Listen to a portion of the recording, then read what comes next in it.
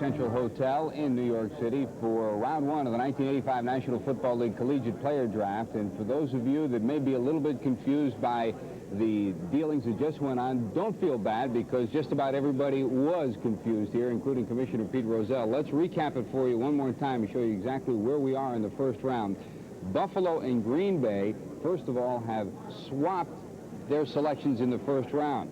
Green Bay gets the number 7 selection. Buffalo will be coming up in the number 14 position on the first round now. Remember, Buffalo's already had a first-round pick and Bruce Smith right at the top of the draft. In addition to that, Green Bay gives to Buffalo its number 2 choice in this draft, 1985, and also Buffalo will give to Green Bay their number 4 pick next year, and the 4th-round draft pick in 1986. So when you add it all up, Buffalo comes out with 2 first-round selections, 2 second-round selections, and 2 third-round selections as well. So at this point in time, Buffalo will have its 2nd selection coming up as the 14th player picked in the first round. We are waiting on the Tampa Bay Buccaneers and their selection on this first round, their first selection of the day. The clock running with 8 minutes and change waiting on the Tampa Bay Buccaneers. Let's get back to our ESPN headquarters and Bob Lee. Thank you very much, George, for clearing that up. The commissioner and everybody here as well. So we have straightened out that trade. The clock is running on Tampa Bay, to be followed by Philadelphia. A lot of speculation. Tampa Bay certainly needing help on the line, needing help on the outside. David Sullivan has a look at the Buccaneers, what they've done and what they could be doing over the next 10 minutes or so. David? When Lehman Bennett was finished with his initial film review of what proved to be the final chapter of John McKay's NFL coaching career, there were decidedly mixed results. Defensively, the team's dramatic drop in efficiency could be traced to the loss of Pro Bowl star Hugh Green, who was sidelined by injuries suffered in a near-tragic auto accident. A knee problem incurred by the other starting outside linebacker, Cecil Johnson, and the attrition that found all-world Leroy Selman hobbled for much of the season. However, a full recovery on the part of Green and Johnson, coupled with the continued development of last year's most impressive rookies, Keith Browner and Chris Washington, will once again make the Bucs' linebacking core an essential defensive strength. Such eventuality will allow Lehman Bennett to concentrate on filling a pair of pressing offensive needs. The Bucs gave up on one of the two first-round investments in their offensive line when they sent Ray Snell to Pittsburgh for veteran Steve Corson, who did well enough at left guard. Now the club must find another top-rated blocker to match the contributions of Sean Farrell. And last year's most productive rookie performer, another Penn State product, Ron Heller, a 4th-round draft pick who enjoyed an outstanding debut at right tackle. Bennett, however, has to be concerned as well with the lack of depth in the offensive backfield behind James Wilder, while also conducting a search for an effective wide receiver to pair with Kevin House. Such quest will be hindered by the loss of a 2nd-round pick, which was added to the cost of acquiring the services of DeBerg from the Denver Broncos. The card has been handed in. You have a look there at the commissioner going over what may be more than just a simple selection. Don't tell me he's confused again. I hope not, Commissioner Pete Rozelle. Tampa Bay Buccaneers, first choice on the first round. The 8th straight lineman or linebacker selected. Ron Holmes, defensive end, University of Washington. Next up, Philadelphia Eagles. The Eagles are next up, so Ron Holmes is the selection, and, well, he had been thought of as a possible pick, but with all those wide receivers remaining out there, and like we had some big names out there in 1983 as well that went in the quarterback category, the wide receivers remain. Let's take a look at exactly what happened, though, when finally it was Green Bay selecting in the 7th position overall, a pick that went from Cleveland to Buffalo and then to Green Bay, and they picked Ken Rutgers, the offensive tackle from USC. Was going to turn pro last year, but got his redshirt year given back to him retroactively by an NCAA ruling. He's had broken hand problems. He's had a broken thumb problem. He's had surgery on his right knee.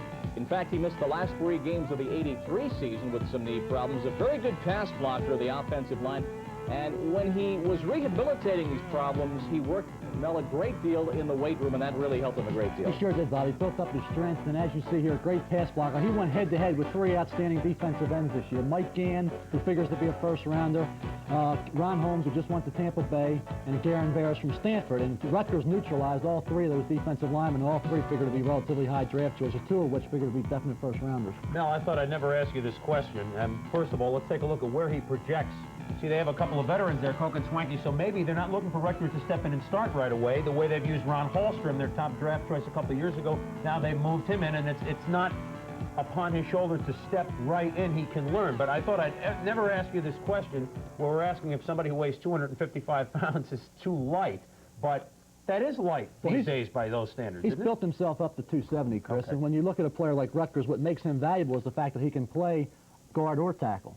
So when you're talking about Green Bay with tackle problems, well, they can play guard or tackle. So he can fill in anywhere. Coming from USC, you look at the situation there, balanced attack, the fact he's built up his strength. He's up to 270 now.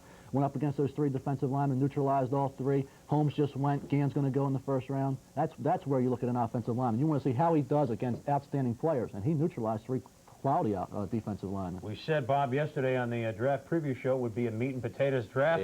Mel said at least 13 or 14, maybe half of the picks would go offensive or defensive linemen. We're way over that percentage now. The beef is on the hoof. It's being selected today. When we graded Ken Rutgers out again in our combine rating formula, where the perfect player, if there is one, is a 20.0 and a 5-point system on 4 different categories. Rutgers grading out only to a 13.9, no grade higher than a 3.6, so you mentioned he may not be a starter. And we asked him recently about that possibility coming out of USC and now being the selection of Green Bay, number 7 overall. Would it bother you if you don't start right away? You know, offensive linemen take a long time to develop, and I think if you understand that and accept that, and I think as long as you have your goals in place and you keep working for those things, then I think everything will be all right. Tampa Bay followed that selection of Rutgers up in the number 8 hole by taking Ron Holmes, the defensive end out of Washington. None of the so-called skill positions. The wide receivers are still out there. It has been pass rushers, and it has been offensive linemen. That has been the big run so far. The Eagles are up, and their new ownership, their new management, as they approach this draft from the ownership standpoint and what kind of bucks they want to dole out. Then come the Jets, and we're getting towards the 1/3 portion of the first round here on ESPN. We'll continue from San Francisco, New York, and the Sports Center right after this. Patriots are trying to work out a deal where San Francisco would give New England its first, second, and third round picks for this year in return for New England's first and third. Significantly, that's relative to the first round because San Francisco would be picking 28. The Patriots are scheduled to pick 16th. And if San Francisco were to move up to the 16th position, Zim, who do you think they would take? Oh, well, they're doing it obviously because they figure that within 8 picks, one of those 3 wide receivers are there. Altoon, Eddie Brown, or Jerry Rice. And all it's costing them is a second, it's a second because they're swapping picks. And I don't think he ever figured they'd have a shot at one of those guys. So it's good for them. Because Philadelphia, you can almost write them off because they've taken wide. They have 2 first-round draft choices at their wide receivers. It appears they're going for offensive line help. Well, yeah, but the 2 guys they wanted are gone. So do you go the third best offensive lineman, or you fortify yourself with the best at some other position, like maybe turn around and go defensive back or something like that? It's almost inconceivable to me that they'll take a wide receiver because they have Kenny Jackson and Quick, which means of course that they're going to take a wide receiver.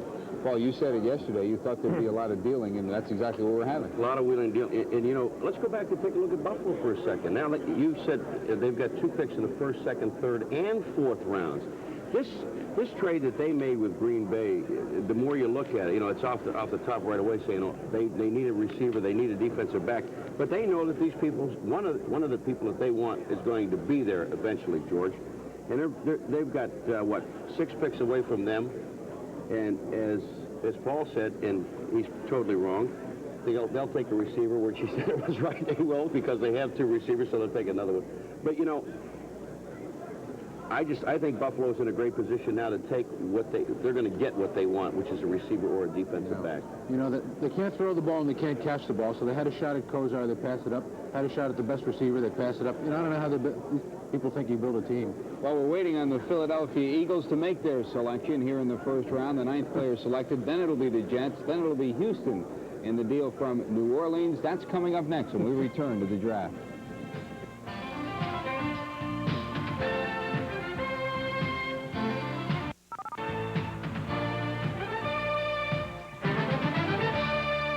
On the possible trade brewing between San Francisco and New England, possibly the Niners 1, 2, 3 this year for the Patriots positions in rounds 1 and 2. But on the phone, Chris, we have a man who was one of the primary, if not the primary reason, the Huskies of Washington have the top defense in the country this year. Well, Bobby, we're making a lot of early wake-up calls out to the West Coast. On the phone now, from Seattle, Ron Holmes, the top round draft choice of the Tampa Bay Buccaneers.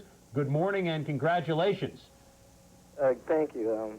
I'm really excited about this opportunity for me to go to Tampa Bay. It's been a long and, it's been a really nervous situation for me right here watching the draft. And I heard a lot about Tampa Bay, but I didn't know where I was going to go. But now since it's over, I feel like a ton of trucks been lifted off my back.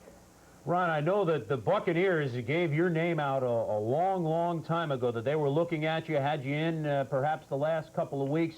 I mean, you had to have a good feeling that Tampa was where you'd end up. This is not a surprise to you, right? Well, it's not a surprise to me because all the magazines that came out, but anytime it takes 11 or 12 minutes to take a pick, it really gets nervous, because anything could happen in that short period of time. Now, you go to a team that all of a sudden, I mean, you've got Leroy Selman playing for the Tampa Bay Buccaneers. You think you might be able to learn something from him? That's what I'm so excited about. I think Leroy Selman is just one of the greatest defensive linemen to play the game of pro football, and I think just for me being able to sit with him and practice and learn from him, I think that's going to be a great situation for me. What type of, the fact that you played in the Pac-10, now everybody passes, but still the Pac-10 notably a passing league, how much do you think that helps you being a NFL defensive end because of your college background? Well, I think that helps me tremendously. I think the Pac-10 is really a competitive league and conference, and with the experience that I had in 4 years playing here, I think it's really going to prepare me to go into the NFL and contribute to a team. All right, Ron, congratulations, and enjoy the rest of your day. I know you got a lot of it left. Thanks for being with us. Thank you. Okay, that was Ron Holmes, the defensive end from Washington, a man that a lot of scouts say they teach him so well at Washington. They are very well coached coming out of there when they get in the pros, and now he's on the Tampa Bay Bucks, who would like somebody, the other defensive end, to go along with Leroy Selman, and then he got a healthy Hugh Green, and all of a sudden the Bucks defense is the thing that needs upgrading. That they've done.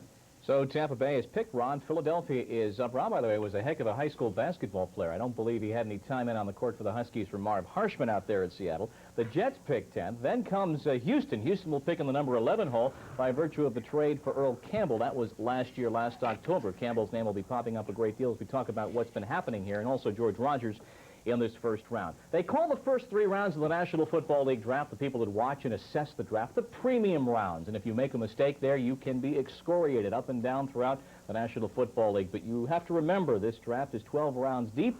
And as Steve Sable of NFL Films tells us, you sometimes, very often, in fact, get a gem late in the NFL draft. One of the fascinating aspects of the NFL draft is that every once in a while, someone finds a gem in a rock pile. For the late rounds, that's what most NFL teams are hoping for. And there have been some good late-round picks, like the Colts' Don Nottingham, the Giants' Andy Robustelli, and Rod Martin of the Raiders. One of the best discoveries was a wide receiver from Xavier University named Danny Abramowitz. He was, in his own words, a determined little hound who would find and fetch the stick no matter where it landed. It was that determination that made him a late-round bonanza. Dan Abramowitz, number 46, was selected in the final round of the 1967 draft by the Saints and was regarded as little more than training camp cannon fodder.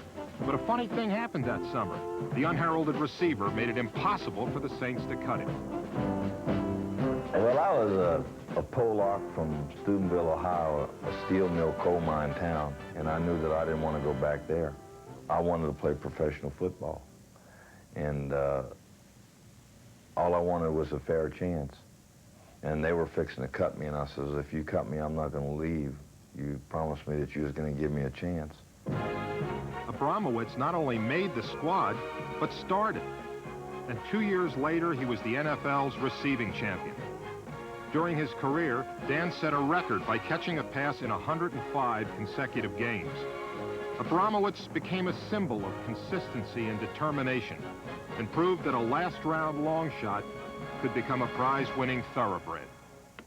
And, of course, as we told you earlier, the flip side is also the case. We talked about Pittsburgh's selection in 1956 of Gary Glick, perhaps the most strange pick ever made in the early rounds of the number 1 overall pick in the National Football League draft. The clock running on Philadelphia, and George, this has been a team in turmoil in that they nearly moved to Phoenix. There is new ownership, and there might be some question about, sure, we can draft him, but will the new ownership loosen up the purse strings a tad? I think you're right, Bobby. You know, the discussion, too, with Norman Brayman, the new owner, he said right from the opening news conference when he was announced, he said, one thing is going to be clear. I'm going to take an active role in the negotiations, and that has sent out some shockwaves among some of the athletes who are negotiating their contracts, and certainly on this day when they select their draftees, that very much is going to be part of the message that's going to be sent out. The commissioner getting the card from Don Weiss with Al Ward looking on as well. Commissioner Pete Rozelle. Philadelphia. Philadelphia's up with their first round selection. The 9th pick in the first round. Philadelphia selects Kevin Allen, offensive tackle, Indiana. Yeah, they went down to the third best offensive lineman. All right. They strictly need all the way. By the way, before you get to that, Jim, the crowd noise that you're hearing is obviously because the New York Jets are going to be selecting next, so we are in New York City.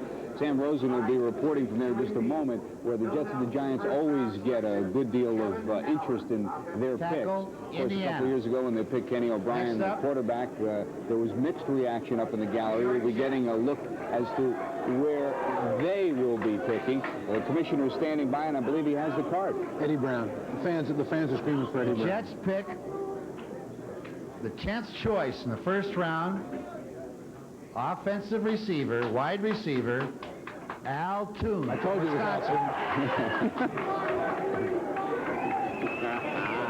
I'll tell you, something bad about Eddie Brown must have come out last night. What did he do? Where was he last night? Next choice.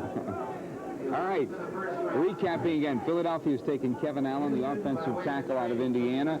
Al Toon, the wide receiver out of Wisconsin, 6'4", 198 pounds. The all-time leading receiver at Wisconsin has been taken by the Jets, something the Jets fans are reacting to right now. Let's go to Sam Rosen. Thank you, George. And up here in the balcony, pretty good reaction from the fans on the pick of Al Toon, one of the Jets fans here. What was your feeling about it? Well, when there weren't any wide receivers picked, I was thinking anybody of the big three of Brown, Toon, and Jerry Rice, and I really don't think they can go wrong with Al Toon. I think it'll give Ken O'Brien a good target to throw to and open up the offense. Good deal. A pick that the fans seem to be very happy about. Well, you heard the applause. Just by way of... What do you think is down the line for the Jets for the rest of the draft? I think that potentially a linebacker, offensive lineman, and quite possibly down the line a secondary man if there's any available of any quality. I'd like to see a specialty player because neither Pat Leahy or Chuck Ramsey's really been up to snuff last couple of seasons. Okay, thank you very much. That's Mike Chiricella, Jets fan, and the reaction is positive for the New York Jets with their first-round pick of Al Toon. Back to George Grant. We were waiting on the selection of the first wide receiver. It seemed like it was a while, but it was, because when you look at the history of the draft, this is the first time since 1968 that we have gone this deep into the draft without either a wide receiver, a running back, or a quarterback selected. 10 selections into the first round of the draft. Al Toon, the first wide receiver from Wisconsin. Maybe they'll have to redefine the phrase skill position. You know, it's surprising to me, George, that all right, we're only into 10 rounds, and it's got to come up soon.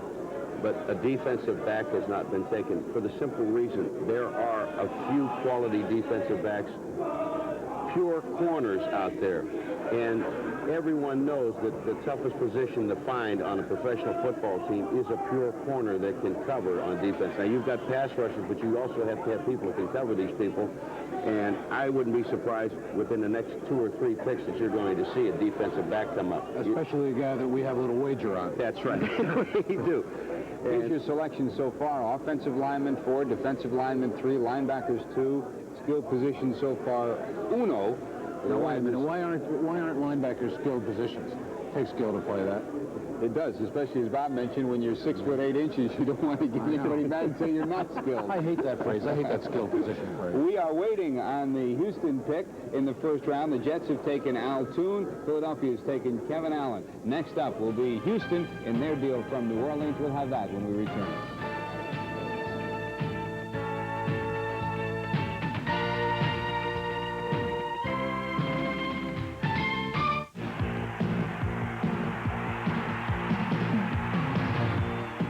The NFL experience. That Houston has number 11 overall in this first round by virtue of the trade with the Saints involving Earl Campbell last October. Now Campbell has been anointed as the man of the Saints backfield. Houston, well, Campbell's just a distant memory there. What do they intend to do and what have they done? What are their needs? David Sullivan has a look. The Oilers, they'll be picking 11th in this first round. 2 years ago, the Houston Oilers turned the lofty draft position that comes with being at the bottom of the NFL standings into a host of premium round selections. Armed with the Saints' first-round pick, as well as the 3rd overall, the Oilers are in the process of duplicating the 1983 deals in which Houston catered to the Rams' desire for Eric Dickerson and the Seahawks for Kurt Warner. Herzig has already utilized 1 of 5 picks in the first 3 rounds to acquire Butch Woolfolk from the Giants. Not a bad return for a 3rd-round selection. Woolfolk, the 18th player selected in the 1982 draft, will upgrade the Oiler running game, which also may benefit from the arrival of Mike Rozier. Now it's time to do for the defense what Warren Moon, Mike Munchak, Dean Steinkuhler, Bruce Matthews, and Tim Smith have done for the improved Houston offensive attack. Oiler general manager Lad Herzig boasts that there is as much overall physical talent on the current Oiler roster as is in any time in the last decade, and that this draft will put the Oilers not only over the 500 plateau, but into contention for the division title. It seems that it would appear there is an unspoken message there for Hugh Campbell and his coaches. And we'll see in just a moment exactly what happens with the Oilers. They'll be followed by San Diego and the Bengals. Let's back up a couple of picks back, though, to the number 9 selection overall. We have had a run on the market at offensive linemen, especially exclusively at the tackle position. 4 selected so far. And Kevin Allen out of Indiana was the selection, 9th overall, a first-round pick of Philadelphia. Young man who started 3 years in Bloomington, outstanding wrestler as well, very agile. You talk about an Indiana program, Mel. This is a team that was 0-11, yet this young man, number 75, was able to persist even in games when IU was blown out. You look at an outstanding pass blocker, really the top athlete of all the offensive linemen coming out this year. You know, he played at a school with Indiana where they didn't win many football games. They were usually out of the game at halftime, so they threw the ball an awful lot. The thing that Allen lacks is the intensity as a run blocker, but you have to remember he went through 4 different offensive line coaches in 4 years in Indiana. So when he gets into the NFL, his best days are ahead. Within 3 years, he could be one of the best offensive linemen coming out this year. You know, and this is like an insurance policy. You heard Zim mention the wide receivers they got the last couple of years. Number 1's Kenny Jackson and Mike Quick.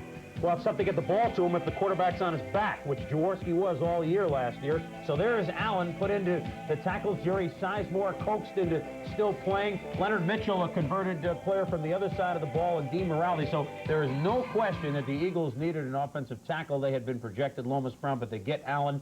Everyone says, geez, we got to change the quarterback. Jaworski's done. But it's hard to complete passes when you can't go anywhere. In other words, except on your back. That's true, and Allen was rated equal with Rutgers and Lomas Brown. There was no difference between these 3 players. So taking Allen here is not a reach by Philadelphia. It's just an outstanding choice, really. As far as the Jets go, though, Bobby, it's I know they didn't think these wide receivers would be there at this point, and they had to go for it. And they have not had a receiver this tall as Al Toon. Let me ask you, do you think that was the reason they took Toon over Eddie Brown, 6'4"? Well, it could be. I mean, they were soured on Wesley Walker, but if Wesley gets back there, Wesley is a smaller type guy. Gaffney is a smaller type guy, and Toon is, you know, he does different things. He's not as tall as a Harold Carmichael, but that puts a whole other dimension because a lot of the corners are 5'10" and 5'11". You're down at the goal line where it's toughest to score. You pop in those quick loop passes. And you know what his top grade is when we grade him out in just a second after we take a look at Al Toon in action? His top grade is in the open department, the ability to slither through and be open. Al Toon, number 87, who averaged 14 yards a catch this year for Wisconsin. Also a tremendous triple jumper. Easy target at 6'4", 200 pounds, and he has that speed under 4 or 5, and did a nice job in Honolulu, and the scouts took note of that at the Hula Bowl. I'll tell you, that Hula Bowl game, you could have put him ahead of Eddie Brown. He's an outstanding player, has the size. You saw him on that fade route. The advantage of his height gives him over a smaller cornerback in the NFL. Most of your corners now are in that 5'10" range because they have to have the speed. Al Toon would have been a tremendous player had he played like Eddie Brown at Miami of Florida with a quarterback who was doing the football. Mike Howard was just a scatter-on type quarterback. Toon was open, but the ball wasn't there. That low grade was for blocking, but when you go 10th in the draft, they're not going to ask you to block just so much. Houston is next up to be followed by San Diego. Let's get back to George. Thank you, Bob. The commissioner has the card with the final moment of discussion with Joe Ryan of the National Football League. We are waiting on the Houston selection. We can mention one thing that obviously we are waiting on some wide receivers. Here's the commissioner now. the Houston Oilers Cornerback. through an earlier trade with the New Orleans Saints. So we got Houston picking Richard Johnson, cornerback, Wisconsin. Next up, San Diego. Richard Johnson, 6 foot, 195 pounds, out of Wisconsin. One of the top athletes, pure athletes in the draft this year, goes to Houston from New Orleans, and now we await San Diego. Johnson, one of the two that you were projecting, along with Burrows, possibly. I thought it would be Burrows because some of the defensive coaches preferred Burrows. Mike Hollowback, the player personnel director, wanted Johnson, so Mike won out. So Johnson selected by Houston, and next up is San Diego, and we've been here before, where San Diego keeps playing offense and talking defense. We'll see who they pick. Well, they're projecting that they're gonna go offensive linemen to protect Faust, but I still got to feel that they've got to go defense. And as we said before, you know, when you have pure corners out there like Richard Johnson, they had to come soon. Because when you're looking in Houston, they built offense the last couple of years, and it's time to build defense. And there's no better way to build a defense than picking a pure cornerback, a man that can play it, run, play bump. But there is no such thing anymore. I guess it's bump and run. But if that ever comes back, they made the effort last year drafting Mossy Cade, of course. Yeah. One thing they wanted, in spite of the league, at the beginning, they have two 37-year-old guards, 38, I think one of them is. So they wanted either Rectors or Lomas Brown, or possibly Allen, or they're gone. The receivers are still there. Coryell is concerned that Charlie Joyner's old. Chandler is turning into a possession receiver, not a flyer anymore. He wants the guy who can fly. I can't see Eddie Brown getting by the Chargers. I really can't. The way Coryell collects these guys. We should throw into the mix, too, that there have been rumors circulating around that they have been talking with people associated with Trumaine Johnson of the United States Football League, who's been an all-season holdout with Arizona of the USFL. The word was that they had hired Martin Demoff to work behind the scenes to see if he could do something. Everybody's denying it, but it's clear they're looking. Listen, they can't even sign their own guys. They don't worry about signing their own before they goes after the other leagues. George, you're talking about Trumaine Johnson. Trumaine Johnson wanted to renegotiate a $1 million contract. I mean, what are they going to do out there in San Diego? They're not going to pay him that kind of money.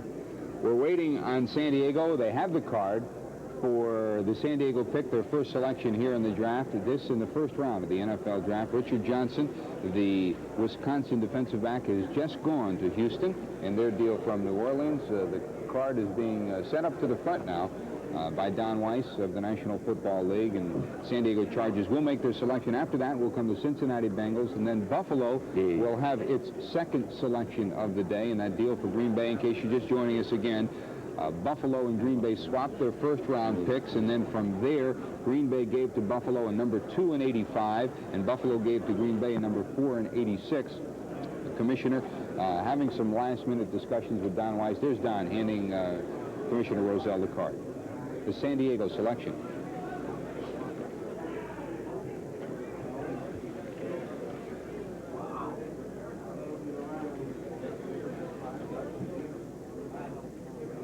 San Diego Chargers. San Diego selects the 12th pick on the first round. Jim Luche, guard, Ohio State. Next up, Cincinnati Bengals. All right, San Diego is taking guard Jim Luche out of Ohio State. We are through 12 selections on this, the first round of the National Football League draft. The Cincinnati Bengals will be up next, and then the Buffalo Bills with their second selection of the draft. ESPN's live and continuous coverage of the '85 draft will continue after these messages.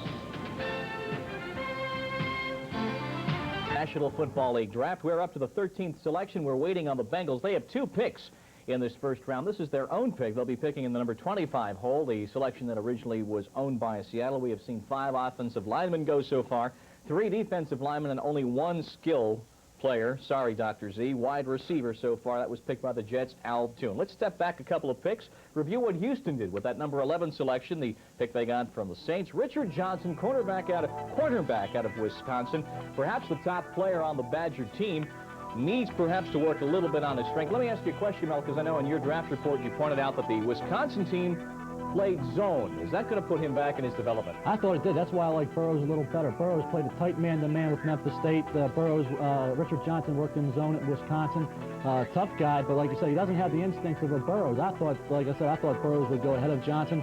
Johnson fills a need for Houston. They have two outstanding young safeties in Bo Eason and Keith Bostic, but they needed a cornerback to go opposite Steve Brown, and Johnson will probably step in and start. He'll battle Patrick Allen for that one cornerback spot. And a nice job by the Houston Oilers, because the last couple of years they've gone all offense, stockpiling these picks. Here they go all defense. There is Johnson in some of the secondary guys. He might beat out Carter Hartwig, Walter Tullis. You stick him right in there, and he is now a member of the Houston Oilers, or will be if they can sign him. Interesting to note that we have a lot of, it takes more than one to have a party, Bob, but we have parties at Pitt, we have parties at USC, and we have parties at Wisconsin. The first 11 picks, those schools each have 2 players selected. The question is, what happened to Pitt on a football field? I mean, the other teams were all right, but that's another question. A couple of roommates partying, a couple of seniors partying at those schools. We've got 11.5 minutes actually now on the Bengals pick. They'll be followed by Buffalo, the pick that Buffalo acquired from Green Bay in the swap of positions, and also the pick by which Green Bay took Ken Rutgers earlier. So it's the Bengals to pick. They need help at linebacker. They need help on the defensive line. They'll be followed by Buffalo. Speaking of draft trivia, in just a second, we'll take a look at what San Diego did when they took Jim Luche. They didn't go for the guard, rather I should say wide receiver. They went for a guard the first time since 1968. The Chargers have gone for an offensive lineman this high in the draft. The Bengals are next up, to be followed by Buffalo, the only team that won't have a selection in this first round so far, the Seattle Seahawks. We'll continue with our coverage of the draft. The Bengals to pick. They've got 11 minutes to do it.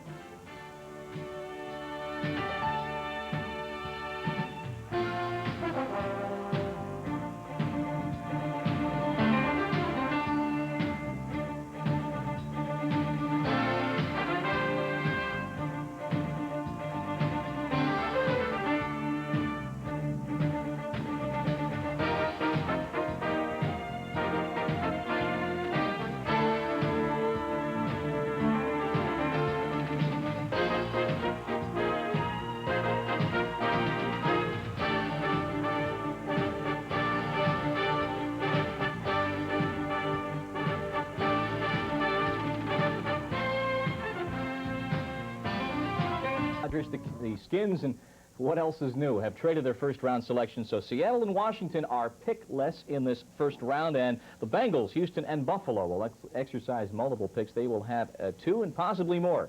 We have nothing new on that possible trade between San Francisco and New England. We're waiting to see what the Bengals do. They have specific needs. Let's pick up with David Sullivan what they have done in the past and what their frame of mind is as they approach draft day 1985. David? For the 6th time since the 1976 draft, the Bengals have multiple opening round selections in the draft. And actually, with Chris Collingsworth deciding to forgo his commitment to the USFL Bandits and coming back to the Bengals can be said to have already exercised what could have been yet another first-round pick. In addition, the defense figures to benefit from the continuing development of Pete Coach and the Maryland tight end, who didn't see all that much playing time in his rookie season. That's not all, because the decision to sign Wayne Peace, who, like Collingsworth, opted to perform for the Bengals instead of the Bandits, along with a promising showing of Boomer Esiason, not to mention the availability of Turk Schoenert, leaves the Bengals more than ready now to replace Ken Anderson. And you can't blame Anderson for deciding to return for his 15th season in the NFL, not when Collingsworth is back, and that offensive line featuring Munoz, Remington, and Blados figures to be even stronger given the added experience of performing as a cohesive unit. Add all of these major player personnel pluses to the fact that the Cincinnati Bengals, despite missing the playoffs, were arguably the finest team in a weak division. And it is apparent that those awful-looking striped helmets are an exceedingly good bet to once again decorate the NFL postseason parade. And that helmet is also decorating one of the phones right there on the Bengals' desk as they get ready to phone in. Could be yours, their Bob. It could be mine. I don't think so. We're all set at home with phones. Let's see if the Bengals are all set as we get close to their selection, then the Bills. And here's George Grant. We're waiting on the commissioner for the selection of the Cincinnati selection, the 13th pick in the first round of the National Football League draft. As we speculated earlier, it just was announced just moments ago that San Francisco and New England have traded picks. San Francisco giving its first, second, and third round picks this year to New England for New England's first and third round picks. Significantly, what that means is that San Francisco moves from the number 28 players selected in the first round to the number 16 players selected in the first round. And Zim, your speculation is that they feel comfortable now that they're going to be able to get a wide receiver. I don't think they should feel comfortable. I think they're gambling that 2 wide receivers won't fall in the next 3 picks. That's kind of a gamble. Maybe they made a few phone calls before they made the trade. And, you know, after I handicap this, then they'll go and take a linebacker or something. No, but when you're talking about Lachey, you know, they had to play Eddie White out of position last year at tackle. So Lachey is a guard or a tackle projection. A lot of people think that he'll play better at tackle. Some say better at guard. I heard one scout says he's better than Freilich. That's the best I heard about him. So here they have a swingman. Go either way. Could free Eddie White to go back to guard. Could play one of the guards, whatever they want to do with him. He's a fine all-round athlete, track and field athlete, 3-sport star in high school, and as a tackle or a guard, offensively speaking, one of the finest athletes coming out. In fact, there are a lot of people that feel he is a better prospect than Bill Roberts, who was picked from that club just a year ago. Well, based on that film, because he just missed a guy in the trap and hit the second guy. I don't know why. Jim Lachey. And Don Weiss has the selection of the Cincinnati Bengals to the commissioner. Cincinnati picks the 13th spot in the first round. The selection, wide receiver Eddie Brown from Miami of Florida. 49ers have to be sweating a little bit now. Now you figure San Francisco is a little bit worried. We finally have Eddie Brown taken, and you know, we have been talking about this, that why didn't Eddie Brown go sooner, because he was so highly rated. Maybe it's not a negative. Maybe it's just a positive for Al Toon, because Toon played so well in some of those postseason games. And that's something we've learned, of course, Paul, in coverage of the Senior Bowl, that most personnel people believe you don't hurt yourself, you can only help yourself in those postseason games. Maybe Toon did that and Brown didn't. Yeah, but it's a negative. The 12 guys went before he did. I mean, you could have gotten a pretty good bet this morning that wouldn't happen. I mean, that's to me, that's the shocker so far of this draft. What's your shocker so far? Everything that everybody has done is my shocker. You know, when you look at Eddie Brown, now he's only 5'11". And when you talk to the coaches now, because of what Miami has done with Duper and Clayton, the small receiver, the quick guy, they can get in the open and catch the pass. Teams are looking at smaller receivers today. And it also shows up when you see, even though we're in the NFL, the USFL with Denver and Houston, with all those small receivers, and they can catch the ball, they're very durable. I think they are. Hercules was only 5'10" and a half. That's right. And you knew him personally because you used to live in that era before he came back here. Eddie Brown, picked by the Cincinnati Bengals, a wide receiver out of the University of Miami. Let's go back to our ESPN headquarters in Bob Lee. Thank you, George. We're waiting to see what happens now with Buffalo, to be followed by Kansas City and San Francisco, and I'd like to know exactly what's going on inside of Bill Walsh's stomach right now, what sort of wide receivers may be left when San Francisco picks that number 16 selection. Buffalo is next. Mel, they've got 2 selections in this first round. There's a difference of opinion. I know Paul and both Pauls were talking about whether Buffalo made out well in the entire Cleveland situation. They do hold the rights, certainly, to Kelly in the USFL. We really haven't even touched. We'll have time later to talk about the USFL factor in this draft. Will it be a factor at all with this next pick at all? What's going on, whose rights they hold? Oh, I don't think it will, Bob. I look at this selection, and you saw Buffalo had the 7th pick originally. Now, they traded down, just like they did last year in the first round, and they got Greg Bell, the player they would have taken with the early selection. They were going to take Burrows. They love Burrows. Burrows is the best pure corner in this draft, probably the best defensive back in this draft. Now they drop down from 7 down to 14. They still get Burrows, but they pick up extra choices again. So they once again made out like a bandit. And I think it's a tribute to Buffalo's organization. They came out of this draft with the player they wanted, but picked up extra choices. Outstanding move. All right, we'll see if Derek Burrows, who is an incredible human interest story and nearly lost his life in a training accident. We'll talk about that, and that's your prediction. Derek Burrows, Memphis State cornerback, could be the next selection for Buffalo. We'll continue with the Bills next up, followed by Kansas City. The clock running on round 1, and that will get us just to the halfway point when the Bills make their selection.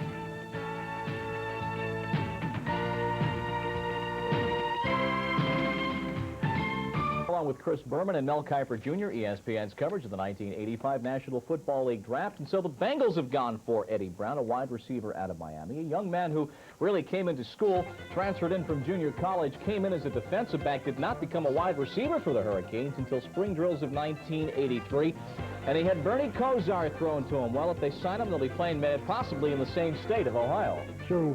He's going to be an outstanding receiver for Cincinnati. Working opposite Chris Collinsworth. A surprise he lasted this long, probably the steal of the draft up to this point. You look at Eddie Brown as a punt returner, he's outstanding, just a great player. Let's get to New York. The pick is ready. Next up, Buffalo.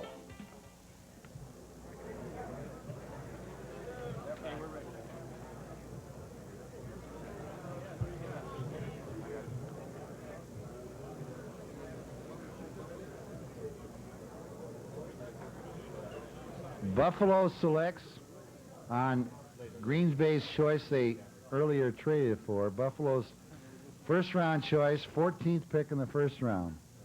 Defensive back, Derek Burrows of Memphis State. Next up, Kansas City Chiefs. Well, we just reached over and shook Mel's hand. What was thought to be a predictable draft has proven to be anything but Derek Burrows out of Memphis State, the selection of Buffalo. So the second member of the defensive secondary has been taken. If you're scoring in home by position, we've had 2 defensive backs, 3 defensive linemen, and 2 linebackers. I touched on the human interest of Derek Burrows, an incredibly horrid accident in training several years ago nearly cost him his life, Mel. Sure did. It was in 1982 during a practice session, and what happened was he was trying to get through the tight end's block to get to the ball carrier, and the point of the tight end's shoulder pad shot through his face mask, nearly severing his nose and nearly tearing his eye out of socket. He nearly bled to death had it not been for swift medical attention by the training staff there. Came back the following year and just wasn't himself. He had a slight injury. The coaching staff told him to just sit out football, run track for a year. Came back to spring practice last year. Then he came back this fall, had a tremendous year. Up until the last game of the season, Memphis State had the best pass defense in the country. He worked opposite Donnie Elder, who figures to go anywhere from the late second to mid-third. And Mel, I'm sorry, he was definitely rated by a lot of people. Some people said Johnson was a better all-around player, but Burrows, if I'm not mistaken, definitely the best man-to-man cover in the draft, right? He plays a tight man-to-man defense, has outstanding instincts, he has a size, he has a speed. He's an all-pro type player. You talked about speed. In the spring of 1984, they put a clock to this young man. He was timed at 4.39. We have him down as a 4.43 as kind of an agreed-upon combine time, but Derek Burrows, this great defense from Memphis State. We talked to him about the college system that he had, a tremendous defense at Memphis. It had to help him coming to the pros. Well, I came from Memphis State University, and this year we changed to maybe a 90% man-to-man defense. So we played the same type defenses a lot of the pros use, mainly the LA Raiders. So I think my college has prepared me very well for pros. And Memphis State's performance, Charles roams in that defensive backfield, and Bellinger, a 2-year pro. Plug in the number 14 pick in the draft, Derek Burrows, out of Memphis State, the defensive back, the second back pick so far, but we have had only 2 wide receivers go so far. Quickly, Chris, I know you want to get a few thoughts. KC, San Francisco next up. Do you think the Niners are going to get the wide receiver we think they traded up to get? Well, they will get the guy if he's there because Kansas City is going to go running back, and you would all signs point to Ethan Horton being the top running back there. I don't think they will go with George Adams. I will think they would go with Horton. There is a shot the Niners might go for Freddie Jonah. Now, I tried to already put him on the Jets, and I'm going to try another coast. I'm going to try and put him on the 49ers. But I would think that the receiver will be there, Mel, don't you think? I'll tell you what, I think Casey will go back. I think definitely Horton would be Kansas City's pick. They had Herman Hurt last year, but Horton's a feature back, and I think that San Francisco will go Jerry Rice. You think Freddie none? Well, Rice or none. How's that for definitive? All right, and then after those 2 picks are made, it'll be Dallas, and they've been quiet. Mr. White's name hasn't been mentioned so far. We thought it just might be by this point. 2 teams have selected twice so far. The Oilers have gone defensive end and defensive back, Ray Childress and Richard Johnson, respectively, and the Buffalo Bills also a double dose of defense so far. The Bills have gone for Bruce Smith. Of course, we knew that all along. And Derek Burrows, defensive back, Memphis State, the best pure cornerback in this draft, and he's just been selected. Next up, we'll start the clock rolling as we continue in the first round with Kansas City next up. We think they're going running back. We'll have to see. And here how the round has gone so far.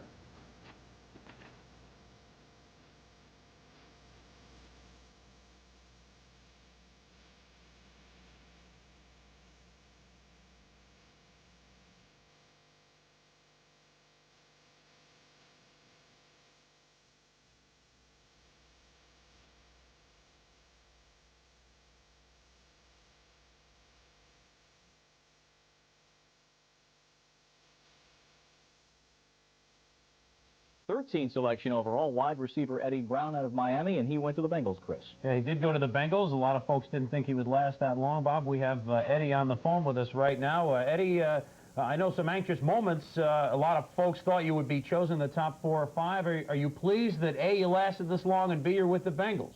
Yes, I am pleased, at this moment. I really you know, didn't know what was going on. I really wanted to make a, you know, good impression over it all. I'm overjoyed about the whole situation, but it happened like it did, and I'm really glad. A guy with speed like you have, and now you're going to play on an AstroTurf field. Yeah, it's going to be cold up there, a little bit colder than Miami, but do you like that? Do you like playing on a team that plays on the rug? Oh, well, I played on it before. I've been in Houston. I played on that grass, and I've been in the Meadowlands. I played on, up there, and, it really doesn't matter to me. I'm sure that I can, do as well on turf as, as grass. I'm really looking forward to being, a Cincinnati Bengal. Since Chris Collinsworth is around Florida a lot, have you had a chance to meet him before? And now that you will perhaps be paired opposite him or learn from another speedster in Isaac Curtis, have you talked with Chris about that situation up there? No, I haven't. I really haven't. I've just seen him play, and I like the way he plays, and I'm really overjoyed about the whole thing. And at the time, during the time of the selection, I was sort of surprised that it came so late, but I'm really. All right, Eddie, thank you very much. Yeah, we did, but he, just like he's going to do to a lot of defensive backs, he's going to lose them with his burning speed, and he also can learn from Isaac Curtis. That is not a bad speed merchant to teach him a few things up there. Maybe return a few punts and also see his buddy Bernie Kosar twice a season at least in the same division. Buffalo has selected Derek Burrows. There are 7 minutes and 29 seconds remaining as you see the clock rolling down on Kansas City, to be followed by San Francisco. The Chiefs with John Makovic. Well, with John, it's his way or the highway. He has molded this team. They closed the season rather well, and they have been using the draft with a great deal of success. David Sullivan gives us an inkling of what we may expect over the next 7 minutes from the Chiefs. David? Makovic and Miller are intent on duplicating impressive drafting efforts of a year ago, in which a pair of first-round prospects paid immediate dividends to the team. It was Bill Moss of Pittsburgh who proved to be the catalyst in the club's defensive resurgence. The addition of Moss at nose tackle prevented opposing blockers from devoting double-team attention to the club's outstanding defensive end tandem of Mike Bell and Art Still, enabling the Chiefs to set a club record of 50 quarterback sacks. Almost as important to the team's success on the defensive side of the ball was the play of unheralded sixth-round selection Kevin Ross, who more than filled the shoes of departed Gary Green. John Alt, the Chiefs' opening other first-round selection, didn't see nearly as much action at tackle as Moss did on the opposite side of scrimmage, but his presence behind Matt Herkenhoff and David Lutz gives the Chiefs their finest group of tackles since Jim Tyre and Dave Hill were blocking for Len Dawson. The Chiefs also profited from key contributions on the part of third-round pick Herman Hurd, whose quickness and ability to turn the corner gave Kansas City's game a vital element of speed that had been missing since the tragic death of Joe Delaney. Both Miller and Makovic are hopeful that the former first-round picks Anthony Hancock and Willie Scott will offer quality return in what promises to be a make-or-break season for both of those players. And in just a second, we'll see what the Chiefs did and also what the Niners may do. They have traded up. They'll be selecting number 16. They traded 1, 2, and 3 with 1 and 3 for New England, so there's been a swap of those selections. And then the Dallas Cowboys, as we're now into the second half of the first round of the National Football League draft, coming to you live on ESPN for the 6th consecutive year.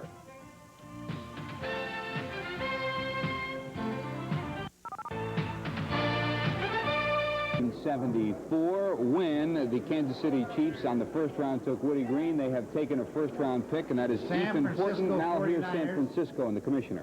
On a choice of change of previous trade with New England Patriots, select 16th pick in the first round. Wide receiver, Jerry Rice of Mississippi Valley. Next up, Dallas Cowboys. Okay, again, giving you those two selections that have just occurred. Kansas City, and congratulations to Zim and also to Howard Balzer, who will be joining us a little bit later from the West Coast. Both of you, before the draft, indicated that they would go, Kansas City would go with Ethan Horton, and that's exactly who they have gone with, the fine running back out of the University of North Carolina, and a consensus pick as the best stud running back in the draft. I think looking back on it, I think Bill Walsh must have had a pretty good indication, because I think he gets along with Makovic pretty well, and he probably was wired to that pick, and he knew they'd take Horton. and maybe Rice wasn't that much of a gamble. But I really salute him for doing what he did, making that strategic move when he saw the wide receivers were available. He moved quickly and got one of them. And he probably thought he really had to give up a lot more than what he did to get that good receiver. First on Horton, Paul McGuire. You've had a chance to see him. Yeah, I saw him ever since he was a freshman, and he was a quarterback at one time. And Ethan Horton is just an outstanding football player. The only thing that I say about Ethan is that he runs, I think, a little bit too straight up and down. But he's 6'3". It's kind of... Does he sort of remind you of Calvin Hill? That's the first guy I thought of when I saw him. He really does. And I'll tell you something, he's got an awful lot of power, and he's got excellent speed. You see this against Boston College, and we did this game last year, and he was all that really North Carolina had in that game. Ethan Horton is strong, he's big, he's got good hands, but he can also throw the run pass. All right. He sort of gallops, too, there. We have Ethan Horton and then Jerry Rice taken by San Francisco. Let's go to the commissioner and Dallas's election. Vance Johnson, wide receiver.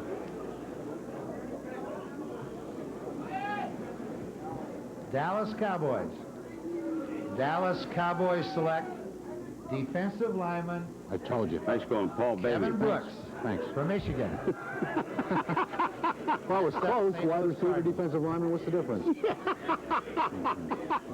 Right on the nose, right on the nose. All right. Well, you know, for 2 days, though. I That's said the it worst would be a wide receiver or a defensive lineman.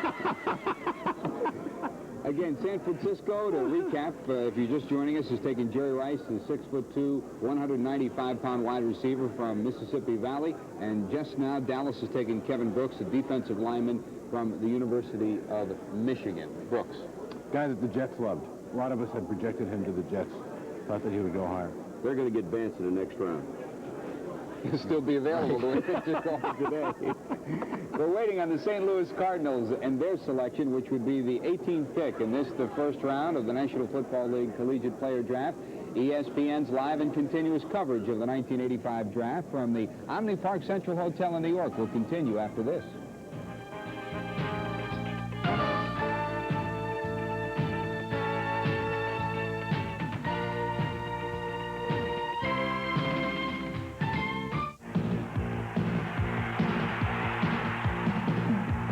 Botley back at the Sports Center along with Mel Kiper Jr. and Chris Berman. Then you'll hear a raucous uproar from the galleries when the Giants get set to make their prediction and their selection, and we'll see exactly whether they follow the advice handed out by Dave Anderson of the New York Times on Sunday and go for Herschel Walker. Probably won't do that. This is the 50th college selection. Many things have changed. Just about everything has changed with the National Football League since that first draft, and Steve Sable takes us back to the very first time the owners sat down and started picking horse flesh. Institutions in this country have a way of growing from modest beginnings. The NFL... They split the atom, but Berwanger did not want to play in the National Football League. We're waiting to see what St. Louis does. Again, as we will do throughout the afternoon, we'll recap where we've been and also take a step back and show you what your favorite team has done. For example, San Francisco trading up, selecting Jerry Rice, the wide receiver from Mississippi Valley State, out of the Southwestern Athletic Conference, what we call lovingly the SWAC, and they have produced a slew of great SWAC WRs in the past, Mel. They sure have. You know, it's an outstanding conference all the way around for pro athletes. You look at Rice, a very competitive receiver, good hands, a long strider. You know, you would compare, when Jefferson and Lofton and Chandler came out, you would compare Toon to Lofton, you would compare Brown to Chandler, and you would compare Rice to Jefferson. Doesn't have the 4.4 speed, but he has deceptive 4.6 speed, runs good routes. So you can see his high leg kick there. In fact, he's got good speed when he gets in the open field, and he's got that size that you look for. And an outstanding player. Caught 103 passes last year. I mean, that's almost absurd, isn't it? The 24 in one game, Chris. And we're set for another pick in New York City. Just a second, the Delta Devils of Mississippi Valley State. That was the team, by the way, to you casual fans, who were scoring in the 60s with impunity. Let's get to New York.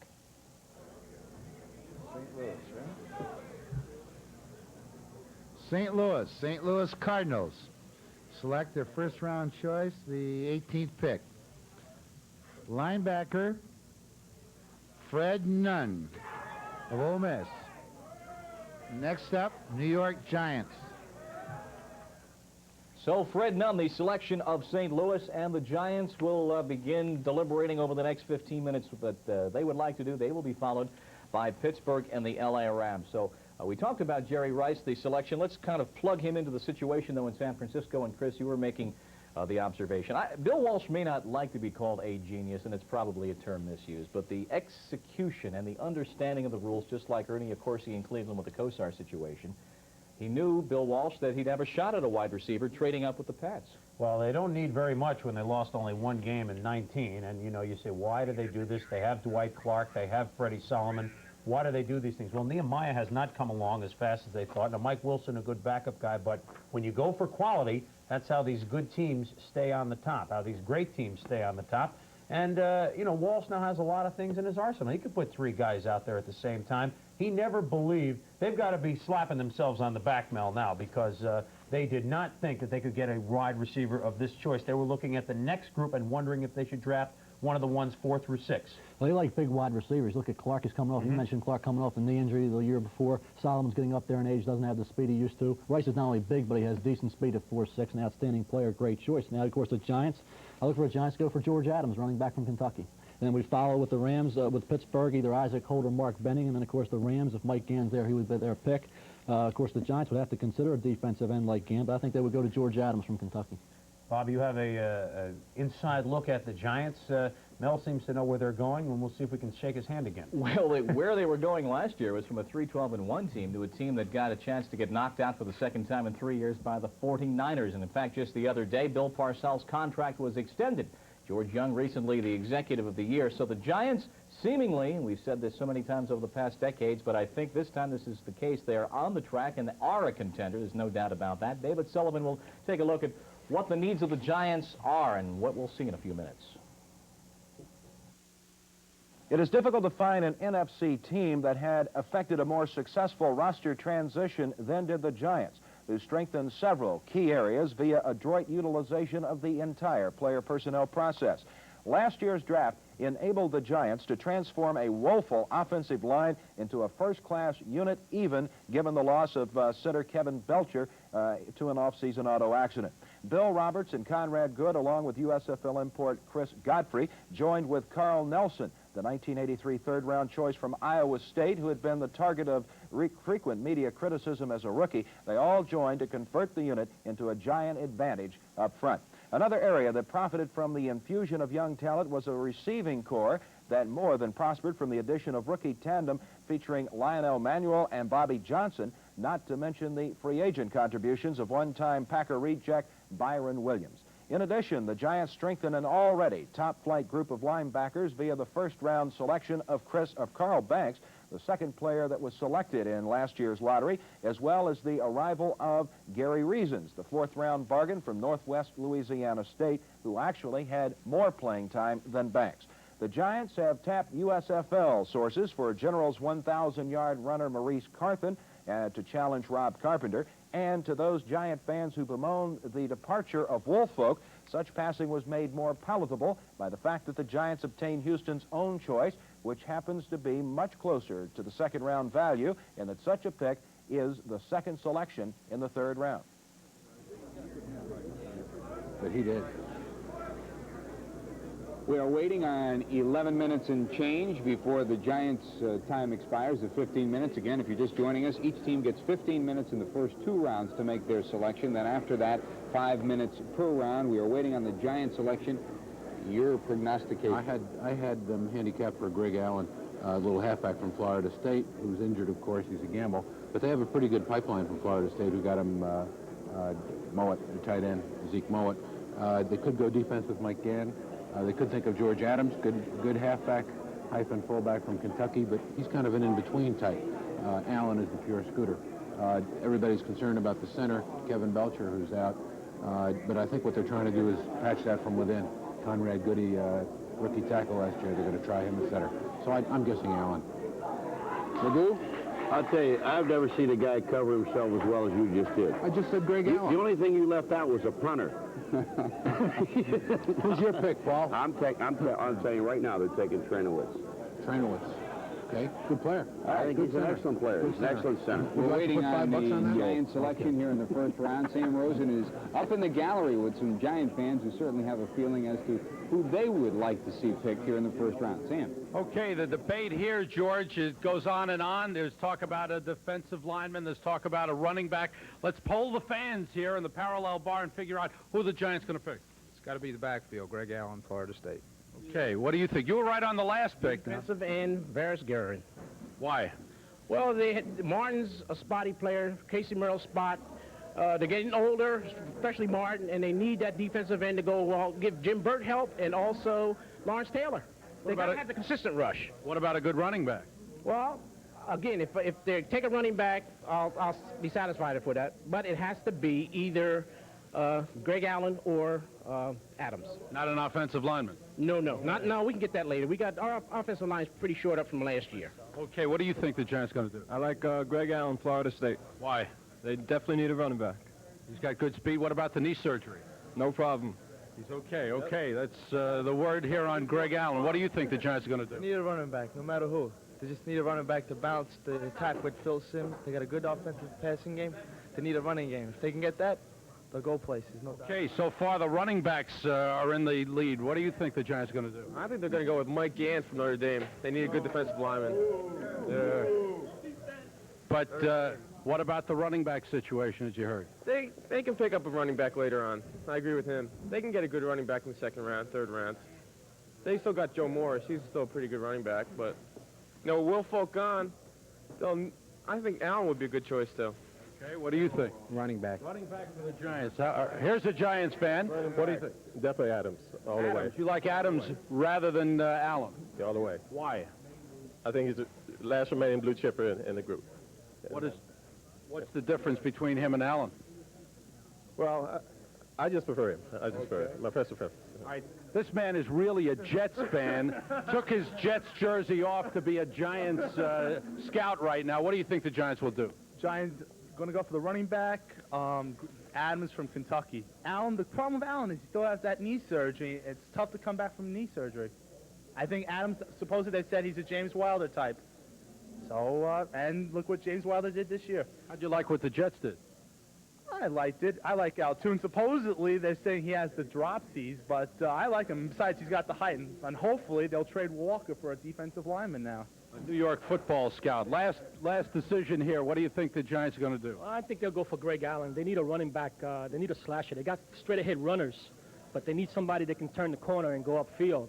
They haven't had that for a few years since Johnson. I've been watching the Giants since I used to play in Yankee Stadium. I used to come in there with my Geo car for 50 cents. They haven't had a good running back in ages. Okay, George Young, Bill Parcells. The overwhelming choice is Greg Allen, running back. Back to George Grant. Good job, Sam. You got through that whole thing without tripping over the mic cord once. You did a little footloose and fancy-free dancing in the parallel bar here at the Omni Park Central Hotel. I guess, gentlemen, it is probably decided then very definitely. Everybody's talking running back, so it'll probably be a defensive end or a linebacker. You know, all these guys are saying the Giants don't have a running back.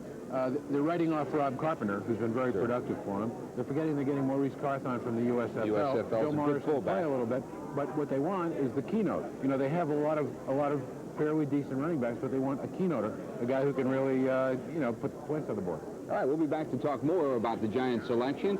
Let's pause for this timeout as ESPN's live and continuous coverage of the 1985 draft continues as Ed Kroke has the phone to his ear waiting for a decision.